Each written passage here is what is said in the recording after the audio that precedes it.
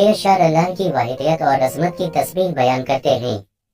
ان میں یہ پیغام دیا گیا ہے کہ ہر چیز، چاہے وہ انسان ہو، پرندے ہوں یا قدرت کی دیگر مخلوقات، سب اللہ کی حمد و ثنا کرتی ہیں اور اس کی مدد کا اقرار کرتی ہیں۔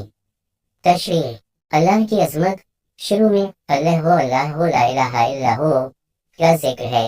یہ ایک اہم ذکر ہے جس کا مطلب ہے اللہ ہے، اس کے سوا کوئی معبود نہیں۔ یہ کلمات اللہ کی بے مثالی اور واحد ہونے کی گواہی دیتا ہے۔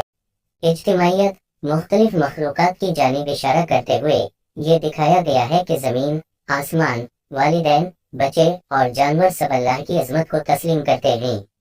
یہ ایک اجتماعی پیغام ہے کہ اللہ کی عبادت میں سب شامل ہیں۔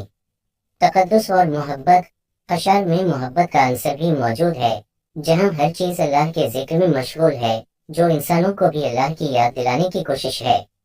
خلاصہ: یہ اشعار اللہ کی واحدیت، اس کی حمد اور ہر چیز کی جانب سے اس کی عظمت کی گواہی کا پیغام دیتے ہیں۔ یہ ہمیں یاد دلاتے ہیں کہ اللہ کا ذکر اور اس کی محبت میں سب کو شامل ہونا چاہیے۔ یہ کلمات نہ صرف ایک روحانی عبادت ہے بلکہ اللہ کے ساتھ تعلق مضبوط کرنے کا ذریعہ بھی ہے۔ یہ ذکر انسان کو اپنے رب کی یاد دلانے اور اس کی عظمت و بزرگی کو سمجھنے میں مدد دیتا ہے۔